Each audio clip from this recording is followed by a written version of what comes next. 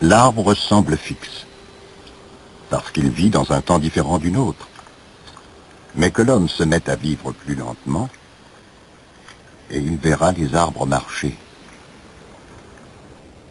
Le palétuvier est un de ceux-là, un arbre qui avance, un arbre qui refuse le destin de tous les arbres du monde, naître, vivre et mourir à la même place.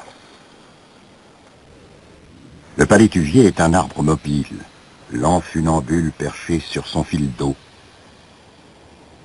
Ses branches au gré du vent et ses racines échasses participent au flux de son inconstance. Son port léger, aérien, sa prédilection pour l'eau, le prédestinait-il à refuser sa condition sédentaire? Le palétuvier donne le mouvement à sa chair, car, pareil au voyageur impénitent, il ne peut rester en place. Son tronc meurt d'un côté et croît de l'autre. Ainsi se déplace-t-il. Sa vitesse de croisière est de quelques mètres par an. Quelques mètres, c'est le bout du monde pour un arbre. Le palétuvier est un arbre voyageur qui déambule le long des rives. Sait-il seulement où il va? Vers la mer? Vers la mort? Peu importe. Un jour, un oiseau pose la graine d'un figuier sur la fourche d'un arbre, l'air de rien. Paradoxe de l'évolution, l'oiseau ignore totalement ce qu'une plante, censée être dépourvue d'intelligence, vient de lui faire faire.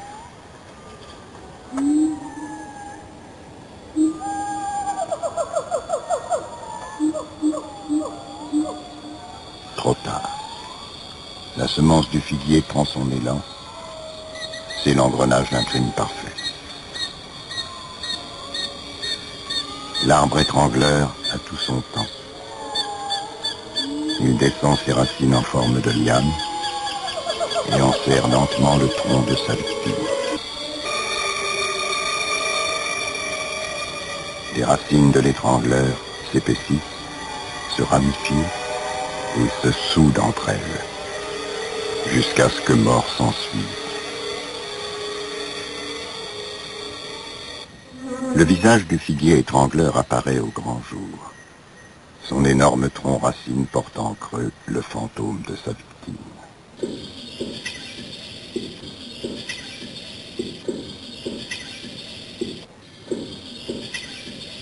L'arbre banyan est le multiple de l'un. Il fait fi de la verticalité, propre aux gens de son monde.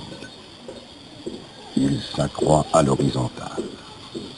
Les branches centrales produisent des racines aériennes. Les racines aériennes deviennent des piliers, et les piliers permettent aux branches d'avancer. Le tout est une forêt de racines porteuses, issues d'un seul et même tronc. L'arbre banyan ne cache pas la forêt, il est la forêt. Dans une forêt tempérée se déroule un sabbat de petits êtres tortillards. Fête, danse, folie. C'est la ronde des faux de Verzy, arbre atteint d'anomalie depuis des milliers d'années. Un sort viral leur a fait perdre le nord. Les rameaux se dirigent vers le sol, tandis que les racines tentent d'y échapper. Le hêtre tortillard a le port d'Ivarité. Il est à l'arbre ce que le fou est à l'homme.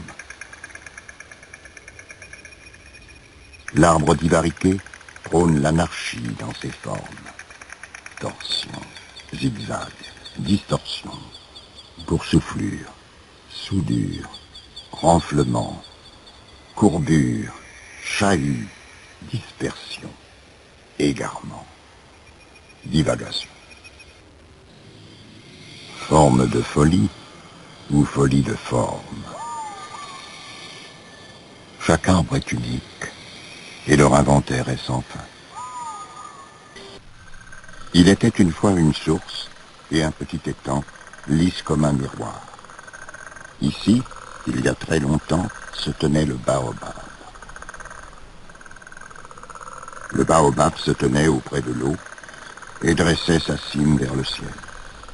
Il voyait les autres arbres qui avaient des chevelures feuillues, de tendres écorces, des troncs élancés, tous étincelaient de couleurs. Le baobab voyait tout cela dans le miroir et il était malheureux, car ses branches et ses feuilles à lui étaient toutes petites. Son tronc était gros, son écorce terne et ridée. On aurait dit la peau d'un vieil éléphant. Aussi le baobab invoqua Dieu et se plaignit à lui. Mais Dieu avait créé le baobab et était satisfait de son œuvre. Le baobab était différent de tous les autres arbres, et Dieu aimait la diversité. Il aimait l'hippopotame, beau à ses yeux, il aimait le cri de la hyène, agréable à ses oreilles, de même, il aimait le baobab, qui n'était pas semblable aux autres. Mais comme le baobab ne cessait ni de se regarder dans le miroir, ni d'élever vers Dieu ses plaintes, Dieu se mit en colère, descendit, saisit le baobab, le souleva et le replanta à l'envers. Ainsi l'arbre, ne se voyant plus, ne se plaignait plus. Tout était rentré dans l'ordre.